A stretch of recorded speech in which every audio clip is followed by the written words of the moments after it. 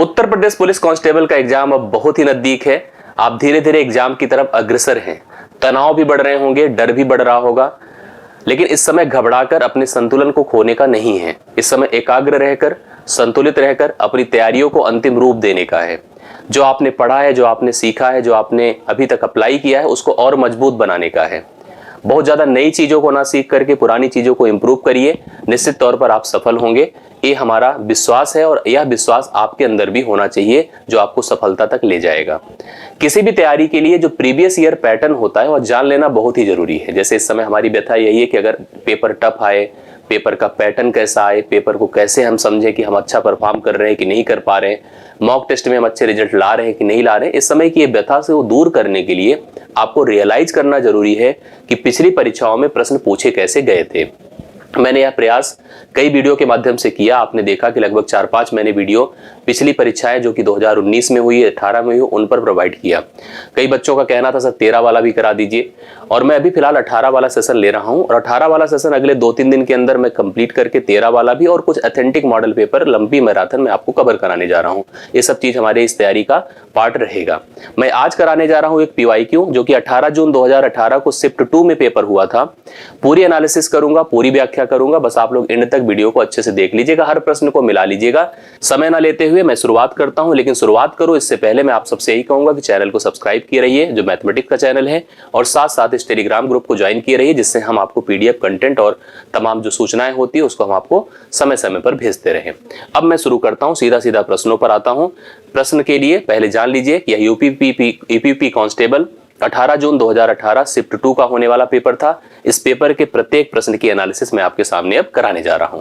पहला प्रश्न बोर्ड पर आ चुका है, ध्यान से देखिएगा। लिखा क्या है, एक कमरे की लंबाई, चौड़ाई और ऊंचाई का अनुपात 5, 4 और 2 है। यदि एक नए कमरे में लंबाई को 40% और चौड़ाई को 25% से बढ़ाया जाता है तो कमरे के चारों दीवारों का कुल क्षेत्रफल अगर मुझे एक समान रखना है हेतु ऐसे कमरे के आयतन में क्या बदलाव किया जाएगा। मैंने इसको क्लासरूम में कराया था इस प्रश्न को, लेकिन फिर भी आप अच्छे से देखिए कैसे करना है। आप सब जानते हैं कि अगर जिस कमरे में आप रहते हैं इसकी एक लंबाई होती है, इसकी एक चौड़ाई होती है, इसकी एक ऊंचाई होती है। इससे दो चीजें हम अभी डिफाइन कर दें। एक तो कमरे की कैपेसिटी अर्थात कितनी हवा है, जो आयतन बताती है, जिसके लिए आप लंबाई गुणे चौड़ाई गुणे ऊंचाई का उपयोग करते हैं। दूसरी चीज चारों दीवारें होती है, जिसमें न फर्श होता है न छत होता है, अर्थात सामने की दीवार, पीछे की दीवार, बगल की दीवार, बगल की दीवार। दीवारों का मेजरमेंट अगर एक आयत के रूप में आप करिए, अगर दीवारों को गिराकर फ्लैट करके सोचिए तो लंबाई के साथ ऊंचाई इन्वॉल्व है, वही सेम टू सेम दूसरी तरफ चौड़ाई के साथ ऊंचाई इन्वॉल्व है। मतलब कभी भी किसी भी आकृति के चारों दीवारों का क्षेत्रफल अर्थात वह घनाभागार आकृति है तो चारों दीवारों का क्षेत्रफल अगर किसी अन्य ठोस आकृति से कंपेयर किया जाए तो सीधा सीधा आधार का परिमाप क्या होता है, ट्वाइस L + B। अगर वह आयत है इंटू ऊंचाई, आधार का परिमाप इंटू ऊंचाई होता है। तो सब बातें बहुत ध्यान से क्लियर करते रहिएगा। यहां पर जो रेशियो दिया है इनकी लेंथ, ब्रेथ और हाइट में, वह 5, 4 और 2 दिया है, लेकिन इससे काम नहीं चलेगा। इसलिए नहीं चलेगा क्योंकि यहां पर जब मैं कंपैरिजन देख रहा हूं, मतलब इंक्रीज देख रहा हूं, तो 40% और 25% के बढ़ाने की बात की जा रही है ना। इसलिए आप इस डेटा को थोड़ा आसान और अच्छा लीजिए, जिससे कि हम 40% और 25% का उपयोग आसानी से कर सकें। मैं अगर इस 5 को 10 कर दूं, उस 4 को 8 कर दूं और 2 को 4 कर दूं, मैंने सबको डबल कर दिया, तो रेशियो अपना 10, 8 और 4 का बन गया। कितना बन गया? 10, 8 और 4 का बन गया। अब क्वेश्चन क्या बोला है, यदि नए कमरे में लंबाई को, अभी तो फिलहाल वही मेजरमेंट है जो कमरा आपका ओरिजिनल है, नया कमरा यहां पर हम अगर लंबाई को 40% बढ़ाते हैं और चौड़ाई को 25%, तो 40% निकालना अब आसान हो गया, क्योंकि किसी भी संख्या का 10% क्या होता है, एक अंक पर दशमलव लगाइए, मतलब 1 होगा, 40% मतलब 4 होगा, तो कंफर्म हो गया। जैसे अगर हम यहाँ पर कैलकुलेट करें और 40% बढ़ाएं तो सीधा सीधा यह 14 हो जाएगा, इसकी मेजरमेंट 14 हो गई। उसी तरह से अगर हम 25% बढ़ाते हैं तो 25% 1/4 होता है। कितना होता है? 1/4 होता है। और 1/4 के हिसाब से अगर हम लोग चलेंगे तो यहाँ पर 1/4 अर्थात 2 बढ़ेगा, मतलब यह 10 हो जाएगा। और ऊंचाई में देखिए यहाँ पर अभी हमको परिवर्तन करना है। फिलहाल अपने पास लंबाई है, चौड़ाई है और ऊंचाई है, नया कमरा हमारे सामने, ऊंचाई में तो कोई परिवर्तन की बात ही नहीं किया, अभी तो फिलहाल वैसे ही है। अब इसने हमसे कहा क्या, बात को ध्यान से देखिएगा। इसने हमसे कहा है यहां तक के बाद कमरे के चारों दीवालों के कुल क्षेत्रफल को एक समान रखने के लिए, पहले तो आप बताएं यहां पर चारों दीवालों का क्षेत्रफल क्या होगा, जिसे LSA कहते हैं। इसका फार्मूला होता है twice L + B + H। L + B + H होता है, sorry twice L + B into H होता है, करेक्ट। तो इसके लिए अगर आप अप्लाई करोगे तो क्या हो जाएगा, ट्वाइस यल प्लस बी, मतलब 10 8 18, 18 गुणे आप कितना कर दीजिए 4, मतलब ये 4 दूना 8, 18 8 144 हो गया। यहाँ पर एरिया कितना है 144 है। इसी प्रकार से अगर हम इसके लिए बात सोचें और डिफाइन करें कि यहाँ पर यह कैसे 144 हो जाए, मतलब हम चाहते हैं कि 144 रहे और यहाँ पर यह ऊंचाई को आपको तय करना पड़ेगा खुद ही क्या हो जाएगा। तो आप लिख सकते हैं 144 बनाने के लिए, मतलब समान रखने के लिए ट्वाइस लिखिए, यल प्लस बी मतलब 24 करिए, इनटू एच आपको सोचना पड़ेगा क्या हो जाएगा जिससे कि 144 बना रहे। इसको कर दीजिए 72 हो गया और एच का मान 24 या 72, अर्थात एच को यहाँ पर कितना रखना पड़ता, इसकी जगह पर 3 रखना पड़ता, करेक्ट है। अब आपको कंफर्म हो गया कि जो नया है 14 है, 10 है, 3 है, जो पुराना था 10 था, 8 था, 4 था। अब कह रहा है कि आयतन में कितने प्रतिशत का बदलाव करना होगा। आयतन होता है length into breadth into height. देखिए जो आपका ओरिजिनल था उसकी लंबाई 10 थी, चौड़ाई 8 थी, ऊंचाई 4 थी, करेक्ट। जो न्यू है, जो नया आया है, उसकी बात करा जाए, लंबाई 14 है, चौड़ाई आपकी 10 है और ऊंचाई कितनी है 3 है। यह सतत चेंज हम लोग अप्लाई करते हैं और ऐसे में जो इधर उधर कट सके उसको काट दिया करिए। जैसे जो कट रहा है काट रहा हूं, 2 दूना 4 होता है, 2 सते 14 होता है और फाइनली कोई चीज कैंसिल नहीं हो रहा है। 8 दूना कितना होगा 16, यह मान 16 हो गया और 7 त्रिक कितना होता है 21, यह मान 21 हो गया। 16 से कितना बढ़ रहा है 5 बढ़ रहा है, मतलब 5 गुणे 100 बटे आप 16 कर दो तो 4 चौके 16 होता है, 4 25 बार 100 होता है, 25 पंचे 125 बटे 4 होगा, 4 तिया 12 हुआ, 4 एक के 4 हुआ, 4 दूना 8, 4 पंचे 20, 31.25% की बढ़ोतरी अर्थात वृद्धि होगी। ऑप्शन नंबर 20 प्रश्न के लिए राइट सोल्यूशन होगा। एक ठीक ठाक सा प्रश्न है, अक्सर लोग कंफ्यूज होंगे और निश्चित तौर पर कंपटीशन से बाहर होंगे अगर ऐसा प्रश्न आपकी परीक्षा में आता है और आएगा। 2D 3D का ऐसा प्रश्न आपको दिखेगा तो प्लीज तैयार करो ऐसे प्रश्नों को और रेडी रहिए ये सब चीजों पर। अगले प्रश्न पर आइए। यान किसी कार्य को 15 घंटों में पूरा कर सकता है। यान से काम कराइए तो 15 घंटे में पूरा कर सकता है, जबकि वही कार्य अगर मानस से करवाइए, प्रश्न को पढ़ते जा रहे हैं, डेटा लिखते जा रहे हैं, मानस से उसी कार्य को करवाते तो 21 घंटे का वक्त लगता है। काम पूरा होने तक यान से शुरू करते हुए दोनों बारी बारी 1 घंटा काम करते हैं, ठीक है। यान से प्रारंभ करके बारी बारी अर्थात अल्टरनेट डेज पर दोनों काम करते हैं। आप जैसे अल्टरनेट का एकांतर कॉन्सेप्ट जानते हैं, शुरुआत कोई करता है, एक एक दिन के अंतराल पर वो लोग कार्य करते रहते हैं, ठीक है। जैसे उसमें अल्टरनेट का मतलब ही होता है कि पहले दिन हम करें, तुम आराम करना, दूसरे दिन तुम करो, हम आराम करेंगे, यह सीक्वेंस होता है। इसके लिए होगा क्या, कंडीशन पहले पूरी पढ़िए। यान से शुरू करते हुए बारी बारी से एक एक घंटे काम करते हैं, केवल अंतिम पारी के दौरान जब लास्ट स्टेज आती है काम पूरा होने तक दोनों में से एक व्यक्ति 1 घंटे से कम अवधि हेतु काम कर सकता है, ठीक है। काम को पूरा करने में उन्हें कुल कितना समय लगेगा ये आपको डिसाइड करके बताना है। तो first of all total work निर्धारित करिए। टोटल वर्क वह संख्या होती है जो उनके समयों से कट जाए, समय से कट जाए, समय उनके दिए हैं, यह संख्या 105 होगी, इसमें कोई डाउट नहीं है। अब उनकी क्षमता निकालिए कि अगर वो घंटे 15 लगाते हैं तो प्रति घंटे 7 काम करता होगा, प्रति घंटे 5 काम करता होगा, ये इनकी क्षमताएं। अभी काम का टारगेट है 105, कितने का 105। काम की स्टार्टिंग करते हैं हम लोग यहाँ पर और एंड भी करना है, ये भी जान लीजिए, काम की स्टार्टिंग होगी एंड भी करना है। 105 काम की हमारी प्लानिंग हो गई। अब चलिए इसको स्टार्ट करते हैं, प्रारंभ करते हैं और अंत भी करेंगे। स्टार्ट किया किससे, कैसे स्टार्ट होता है, यान से प्रारंभ करके एक एक दिन के अंतराल पर।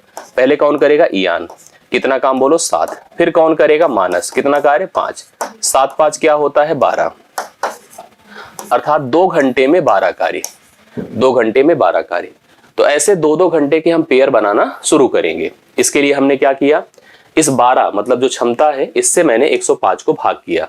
जब भाग किया तो 12 8 96 मतलब 8 बार गया। 8 बार का मतलब 8 दूना 16 होता है, 16 घंटे लगे और 16 घंटे में 96 कार्य पूर्ण हुआ, 96 कार्य समाप्त हुआ, डन हुआ, ठीक है।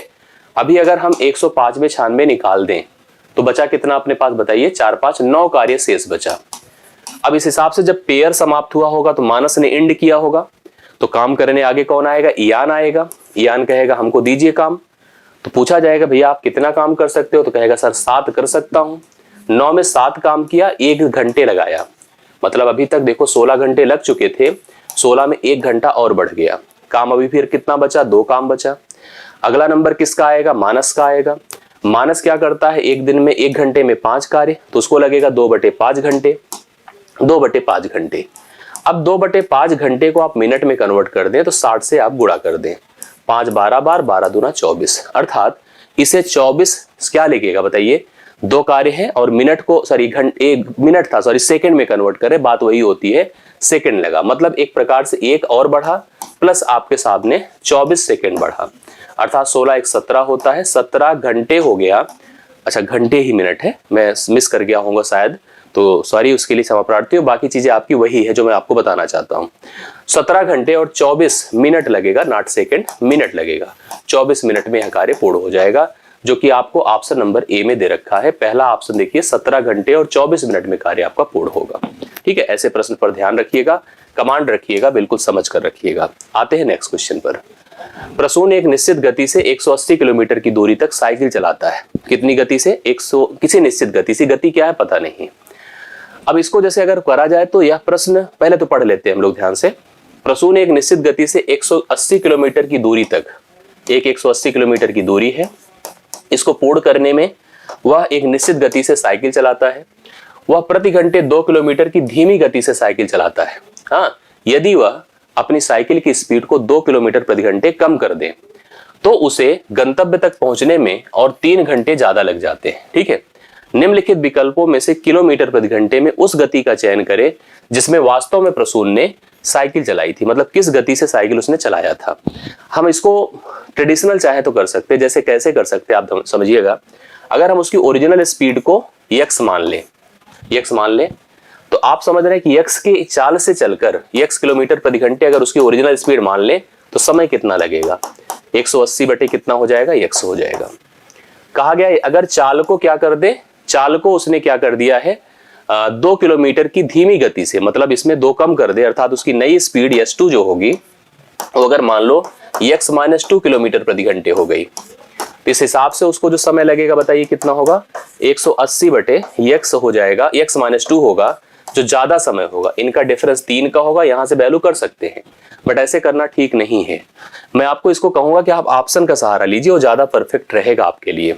जैसे अगर मान लो, पहली चीज तो मैं उस डेटा का उपयोग करूंगा जो 180 को डिवाइड कर दे, हालांकि सारे कर रहे हैं इसलिए इसमें बहुत हम लोग रिलैक्स नहीं हो पाएंगे।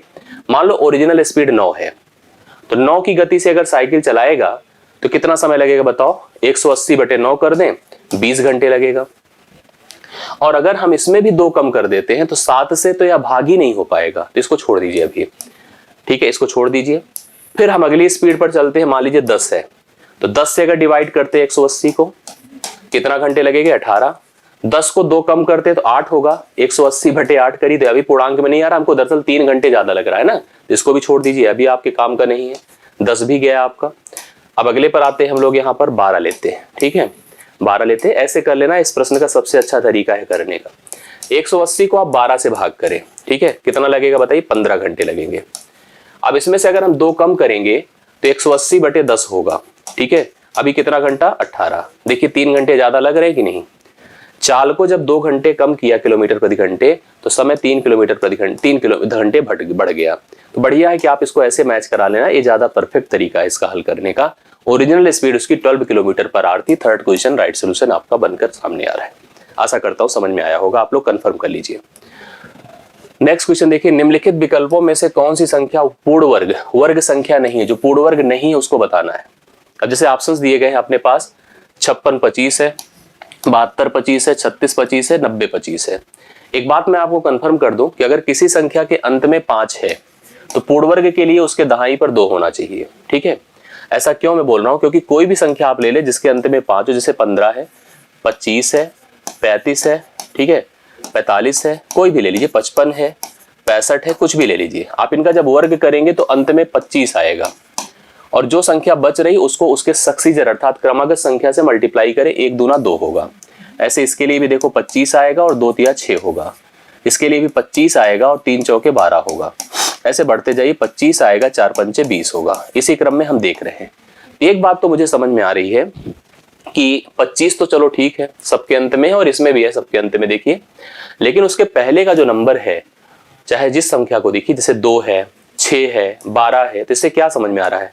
1 गुणे 2 है, 2 गुणे 3 है, 3 गुणे 4 है, मतलब वो मतलब उनके बीच क्रमागत डिफरेंस है, 1 का अंतर है। इसमें देखिए 5 56 है, तो 56 को 7 गुणे 8 लिख सकते हैं, 7 8 में 1 का डिफरेंस है। 72 में 8 और 9 लिख सकते हैं, 8 9 72 है। 90 में आप 9 गुणे 10 लिख सकते हैं, लेकिन 36 36 ही है, वह 6 गुणे 6 है।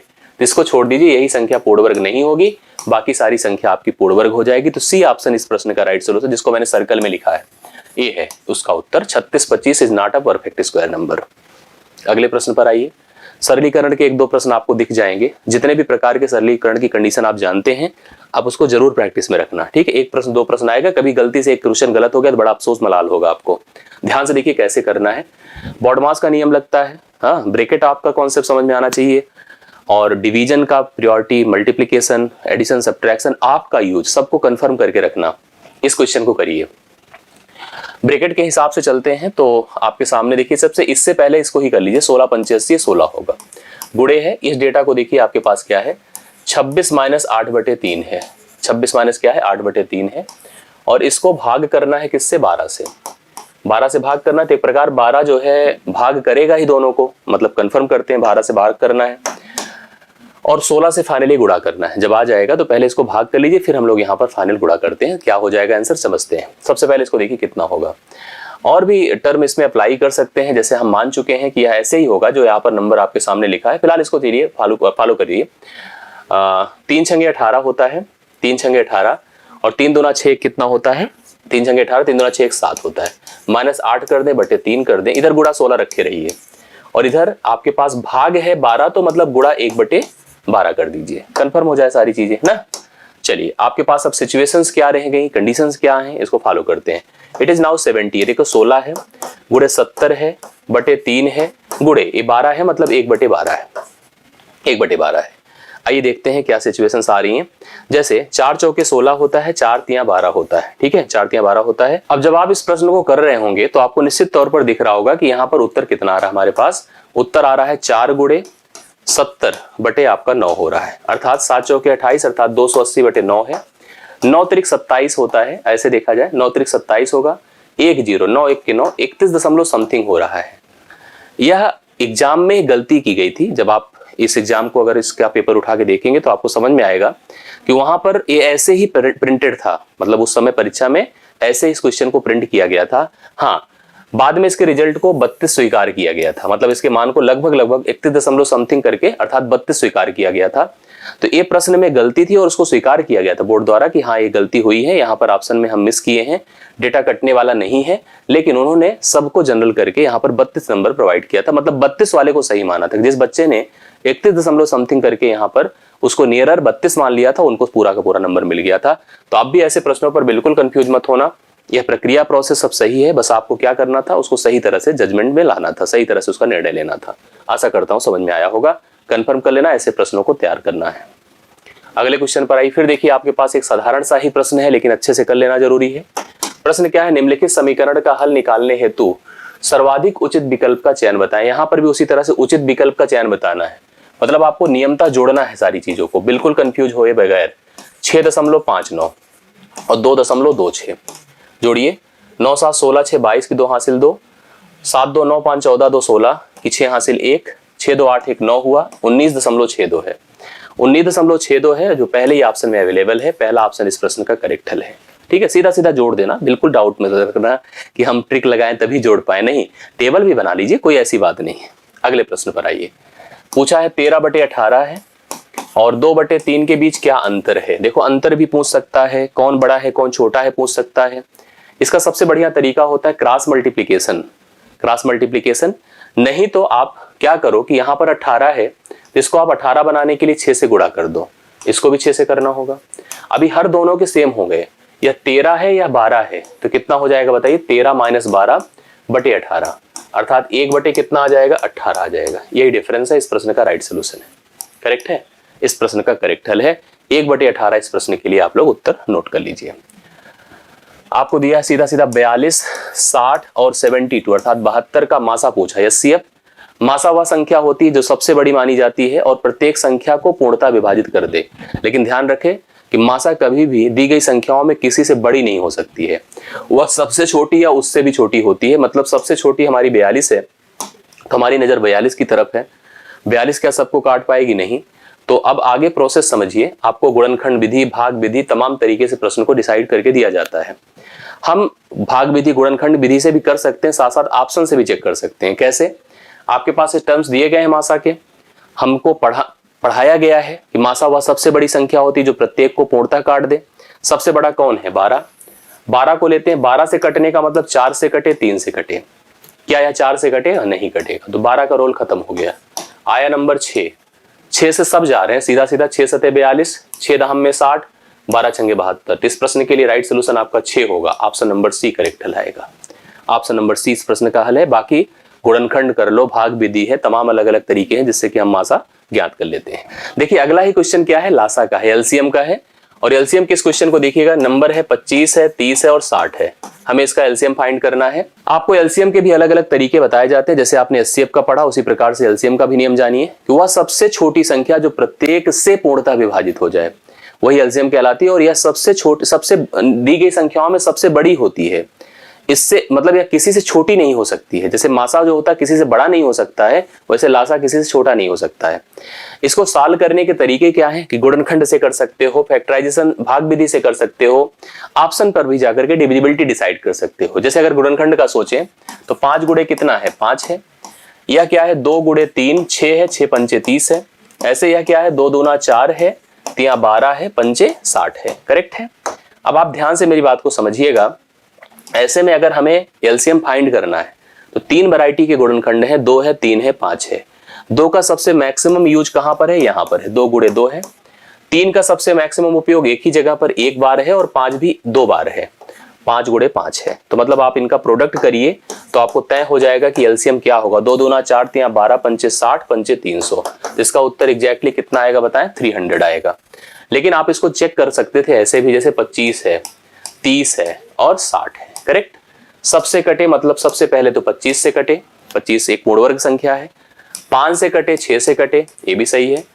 यहां पर देखिएगा 15 से कटे, 4 से कटे। 15 मतलब 5 और 3 से कटे, और साथ साथ 4 से कटे। तो आपको डिविजिबिलिटी भी डिसाइड करना यहाँ पर सीखना चाहिए। सबसे पहली चीज, सब 5 से कट रहे हैं क्योंकि सबके अंत में 0 है, ये भी कंफर्म है। दूसरी बात, हम लोग यहाँ पर 3 से चेक कर लें क्योंकि 6 से करना है तो 3 से यहाँ पर भी है, तो 3 से कर लीजिए। और सबके अंत में 0 है तो 2 से करने की हमें रिक्वायरमेंट नहीं है। तो हम 3 से चेक कर रहे हैं, सब 3 से भी कट रहे हैं, देख रहे हैं ना, सब 3 से कट जाएंगे। अब अगला नंबर 4 का आता है। 4 से वही संख्या कटती जिसके अंतिम 2 अंक 4 से कटते हैं। ये 4 से कटेगा, ये 4 से कटेगा, ये नहीं कटेगा, ये भी 4 से कटेगा। 4 का भी तय हो गया। अब बात आती है 25 की। 25 से देखिए कौन नहीं कटेगा, कौन कटेगा पहले ये सोचिए। जैसे ये तो वैसे भी खत्म हो गया, ये भी 25 से कटेगा, यह 25 से नहीं कटेगा, यह भी कट जाएगा। डाउट अभी 600 और 300 में है। मतलब दोनों सजेस्टेड हैं, दोनों वही काम कर सकते हैं जो आप चाहते हैं। लेकिन प्रॉब्लम क्या है, हमें सबसे छोटी संख्या चाहिए। तो छोटे के लिए हम लोग किसको प्रेफर करेंगे? डी ऑप्शन को। जैसे मैंने यहां पर बताया 300 आपका इस प्रश्न के लिए राइट सोल्यूशन हो गया। अब अगले प्रश्न पर आ जाइए, 10वां नंबर। यदि 121 चॉकलेट 7:4 के अनुपात में बांटा जाता है तो चॉकलेट का छोटा भाग क्या है? 7:4, हाँ, और टोटल 121। ऐसे में अनुपाती पदों को जोड़ो। 11 बराबर 121, 1 बराबर 11 होता है। छोटा क्या है? 4, 4 बराबर 44 होता है। 44 इस प्रश्न का राइट सोल्यूशन है, बी ऑप्शन करेक्ट है। 44 नोट करिए, सही सोल्यूशन आपके सामने। 525 का 28%, 28% मतलब 28/100। अब आपको इसकी वैल्यू बतानी कि एग्जैक्टली इसका मान क्या होगा। देख लीजिए, 4 सते 28 होता है, 4 25 बार 100 होता है।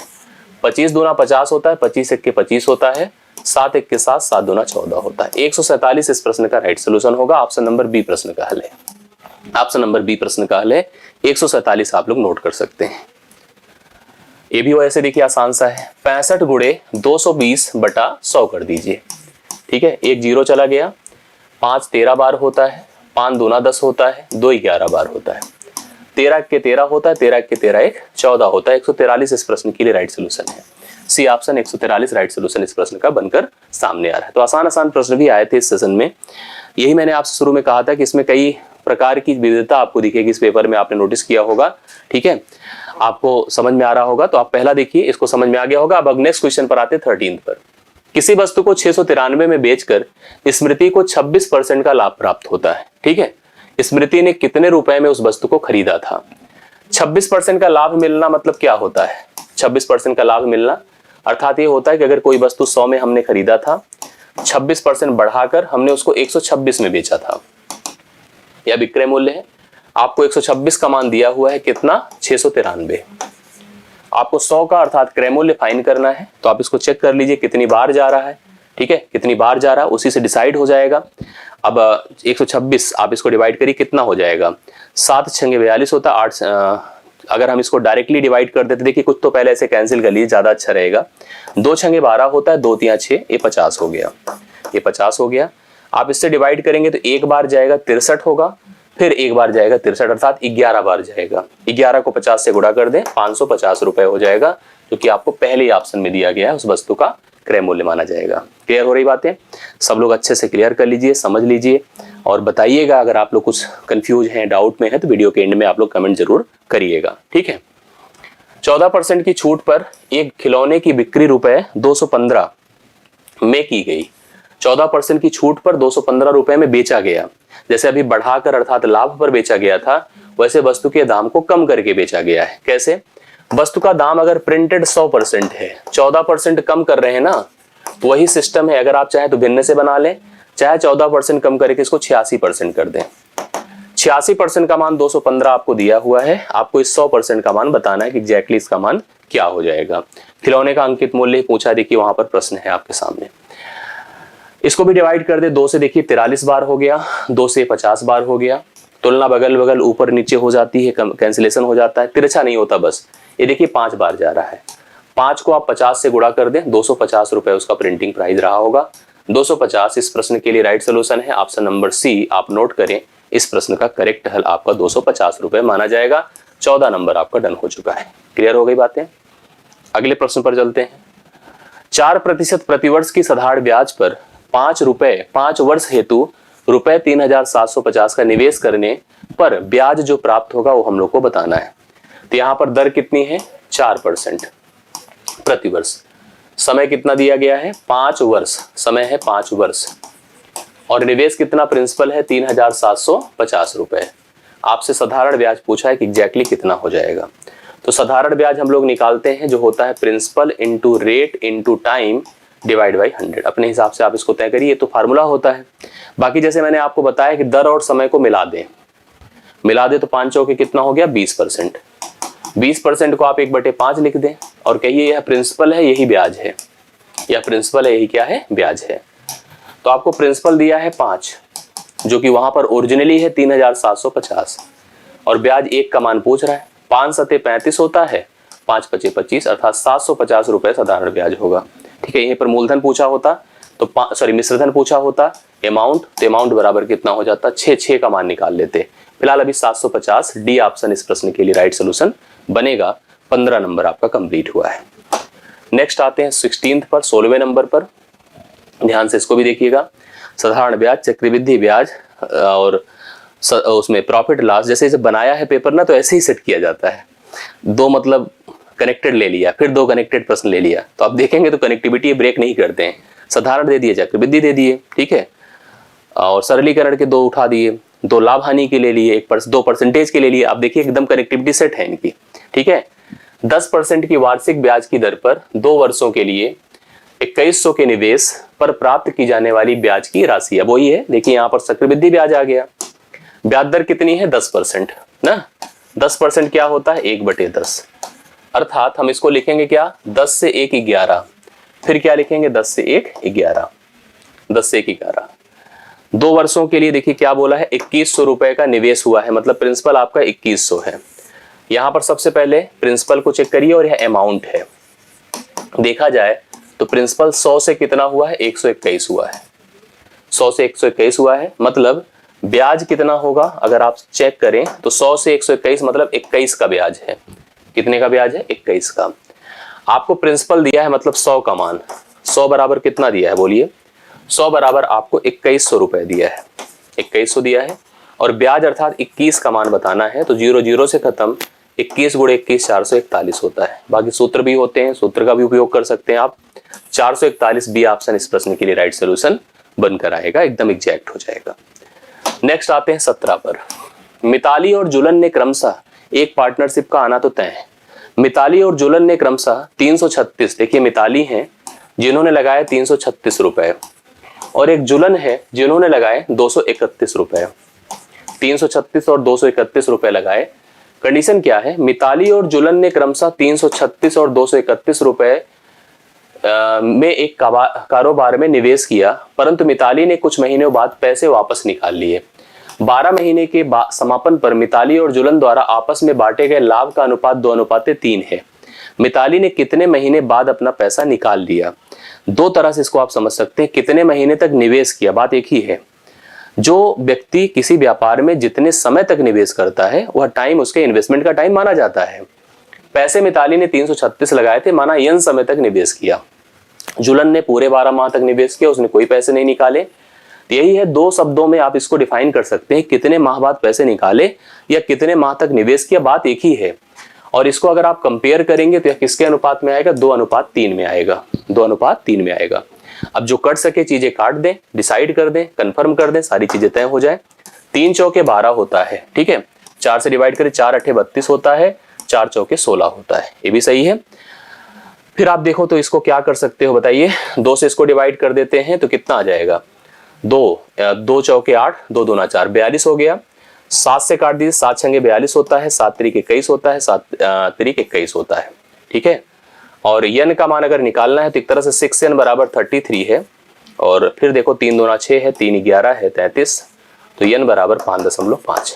5.5 माह तक उसने अपने पैसे लगा रखे थे, अर्थात 5.5 माह बाद उसने अपने पैसे निकाल भी लिए और इतने समय तक उसने निवेश किया। भाई जो जितने समय तक निवेश करेगा उतने माह बाद ही तो पैसे निकालेगा अपना। तो इस प्रश्न 17वें का 16 का राइट सोल्यूशन 5.5 है। आप लोग अच्छे से इसको तैयार कर लीजिए। 14 31 एवं एक अन्य संख्या का औसत 30 है। एक संख्या है 14, एक संख्या 31 है और एक यन है, यक्स है, औसत 30 है। तो तीनों का जोड़ क्या होगा? 90 होगा, क्योंकि औसत बराबर योग बटा संख्या होता है। योग बटा संख्या होता है। योग बराबर संख्या गुणे औसत होगा, ठीक है। तीनों का योग कितना हो गया? 90 है। उसमें से 2 का जोड़ पता है, 4 1 5 है, 3 1 4 है, प्लस x बराबर कितना? 90। तो x बराबर क्या हो जाएगा? 45। वह तीसरी संख्या आपकी 45 है। ऑप्शन नंबर डी है। ऑप्शन नंबर डी इस प्रश्न के लिए राइट सोल्यूशन होगा। 19 नंबर पर आ जाइए। एक व्यक्ति ए 90 मिनट में किसी कार्य को पूरा कर सकता है, व्यक्ति बी वही काम पूरा करने में 54 मिनट का समय लगाता है। कन्फर्म? दोनों एक साथ मिलकर काम को पूरा करने में कितना समय लगाएंगे ये आपको बताना है। आसान है। ए करेगा किसी काम को 90 मिनट में, बी उसी कार्य को 54 मिनट में। अब दोनों मिलकर करते हैं तो बोलो कितना समय लग गया। एक ऐसी संख्या जो दोनों से कट जाए, तो आपको समझ में तो आ ही गई होगी संख्या। नहीं तो आप ऐसा सोचा करिए, जैसे आपको एलसीएम ना समझ में आए तो आप दोनों को काट दे, ऐसी संख्या सोचिए। तो 9 दोनों को काट रहा है, 9 भी काट रहा है, मेरे ख्याल से 18 भी, 18 ज्यादा सही रहेगा। 18 पंचे 90 और 18 तिया 54, यही हो गया टोटल वर्क। ये हो गया टोटल वर्क, करेक्ट है। अब इसका एलसीएम निकालिए, कितना होगा? 18 पंचे 90। यहां पर एलसीएम नहीं, क्षमता निकाल रहे हैं, क्योंकि ये टोटल वर्क हो गया, ये आपका टाइम है, समय है, ये समय है। अब इफिशियंसी, अर्थात इस काम को अगर हम इतने समय में कर सकते हैं तो प्रति मिनट, क्योंकि मिनट में है ना, प्रति मिनट हमने कितना काम किया? 3 काम। इसकी बात करो तो 54, 18 तिया 54, यहाँ 5 बचेगा। जैसे देखिए कैसे सेट किया जाता है, 18 पंचे 90, 3 बचा, 18 तिया 54, 5 बचा, करेक्ट। दोनों मिल गए तो क्या हो गई क्षमता बताइए? 8 हो गई। कितनी हो गई? 8 हो गई। अब 8 से कर दो भाग, 8 से करिए भाग, तो होगा भाग कितना बताइए? 2 चौके 8 होगा, 2 9 18, जो कट जाए काटिए। 9 पचे 45 तिया 135 होता है, बटे कितना कर दें? 4। भाग करिए कितना जाएगा? 4 तिया 12, 1 5, फिर 4 तिया 12, 33 तो मिनट हो गया। अभी 3 बचा है ना, ध्यान से देखिएगा, अभी 3 बचा, क्योंकि 33 बार जाओगे तो 132 होगा। 132 के बाद अभी 3 मिनट बचा है, बट उस मिनट को हमें सेकंड में लिखना है, जबकि 3/4 लिखना पड़ेगा। 3 मिनट नहीं बचा था, 3/4 बचा था, क्योंकि 4 से भाग करना था। गुणे 60 कर दें, 4 15 बार होता है, 15 तिया 45, अर्थात 33 मिनट और 45 सेकंड, जो कि कहां पर है? ऑप्शन नंबर सी में है। ऑप्शन नंबर सी इस प्रश्न का राइट सोल्यूशन है, जो आप देख सकते हैं, डिसाइड कर सकते हैं। 33 मिनट और 45 सेकंड। इस शिफ्ट में टोटल 20 क्वेश्चन मैथमेटिक्स के पूछे गए थे और मैं 20वां क्वेश्चन अब करा रहा हूं। ध्यान से देखिएगा। ललिता 6 मीटर प्रति सेकंड की चाल से चलती है या चल सकती है, अथवा 25 मीटर पर सेकंड पर साइकिल चला सकती है। ठीक है, वो चाहेगी तो चल सकेगी तो 6 मीटर पर सेकंड की चाल से, पैदल ही होगा ना, और साइकिल चलेगी थोड़ा स्पीड बढ़ जाएगी, 25 मीटर पर सेकंड हो जाएगी। यातायात के दोनों माध्यम का प्रयोग करते हुए उसे 650, ऐसा प्रश्न पूछा जाएगा, ऐसे ध्यान रखिएगा, 650 मीटर की दूरी तय करने में 45 सेकंड लगते हैं। ललिता ने कितने समय तक साइकिल चलाई होगी? देखिए, पहला वाला भाग पैदल ही मानिए, ठीक है, पैदल है, क्या स्पीड थी उसकी? 6 मीटर पर सेकंड। दूसरा वाला भाग साइकिल मान लीजिए, और है भी साइकिल, क्या है औसत चाल? 25 है, 25 मीटर पर सेकंड। और पूरी यात्रा के दौरान इन दोनों साधनों का प्रयोग करते उसने 650 मीटर की दूरी को 45 सेकंड में तय किया। 650 मीटर की दूरी को 45 सेकंड में तय किया। तो 5 9 45 होता है, 5 13 5 65 130 हुआ। हम यहाँ पर क्या लिख सकते हैं? 130/9, 130/9। अब आप एलिगेशन लगाइए, यहाँ पर एलिगेशन से हम उनकी चालों का अनुपात बता सकते हैं। तो इस समय हमको कंफर्म ही हो जाएगा कि मतलब चालों से समय निर्धारित होता है, सीधी सी बात है। तो इस प्रकार से एलिगेशन परफॉर्म करिए, और एलिगेशन के लिए आप क्या करेंगे? इसका डिफरेंस करेंगे। 6 9 कितना होगा? 54, और इसको घटाना है 130 से, 130 है ना, तो 10 से 4 6 होता है, 12 से 5 7 होगा, मतलब यहाँ पर आपका 76/9 आएगा। कितना? 76/9। इसी प्रकार से इसका डिफरेंस करिए, 25 9 225, 225 रहेगा, उसमें से आप 130 घटा दीजिए, बटे 9 करिए, अर्थात ये 95 बटे आ जाएगा, 95 हो जाएगा ना डिफरेंस, 95/9 हो जाएगा। 9 9 से खत्म हुआ। अब रेशियो बना लीजिए, इसका कितना होगा? रेशियो बनाएंगे तो हो जाएगा 19 × 5 = 95, 19 × 4 = 76। 5 अनुपाते कितना आ रहा है बताएं? 5 अनुपाते 4 आ रहा है। अब ऐसी कंडीशन में दोनों को जोड़ दीजिए, अनुपाती पदों को, तो 5 4 कितना हो गया? 9 हो गया। 9 बराबर टोटल समय कितना लग रहा था यहाँ पर बताइए? 45 सेकंड। कितना लग रहा था? 45। तो 9 बराबर 45, तो 1 बराबर कितना होगा? 5। 1 बराबर अगर 5 होगा तो इसने पूछा था हमसे ललिता ने कितने समय साइकिल चलाई थी, तो साइकिल का अगर मुझे पता करना है तो आपके पास साइकिल का कितना है? 4 है। 4 पंचे कितना हो जाएगा? 20 सेकंड। तो राइट सोल्यूशन यहाँ पर इस प्रश्न का कितना हो रहा है? 20 सेकंड है, जो ऑप्शन नंबर बी में आपको दिया हुआ है। तो कंफर्म हो गया। तो इस तरह का प्रश्न मैंने कई मॉडल पेपर में भी कराया, इसको आप अच्छे से ध्यान दे दीजिएगा। इस तरह के प्रश्न पैटर्न सारी, अगर हम ट्रेडिशनल करेंगे तो इसमें समय लगता है, ऐसे करने से चीजें ऑटोमेटिकली डिसाइड हो जाती है। तो यह पूरा सत्र आप तैयार करिए, अच्छे से रिवाइज कर लीजिएगा, और कंफ्यूज बिल्कुल मत होइए, डरिए मत, संतुलित रहिए, आप अच्छा परफॉर्म करेंगे एग्जाम में, ये मेरा पूरा भरोसा है। बाकी सेशन कैसा लगा, और कोई आपके मन में विचार हो, कोई डाउट हो, दुविधा हो, आप लिखें कमेंट में, उसके हिसाब से हम फिर प्लानिंग करें और भी जो बेहतर हो सके आपको प्रोवाइड करें। मेरी तरफ से आज इतना ही, बहुत बहुत धन्यवाद। मुलाकात अगली वीडियो में होती है, जल्द ही हम आपसे फिर मुलाकात करते हैं। बहुत बहुत धन्यवाद। Thank you so much. Thank you so much.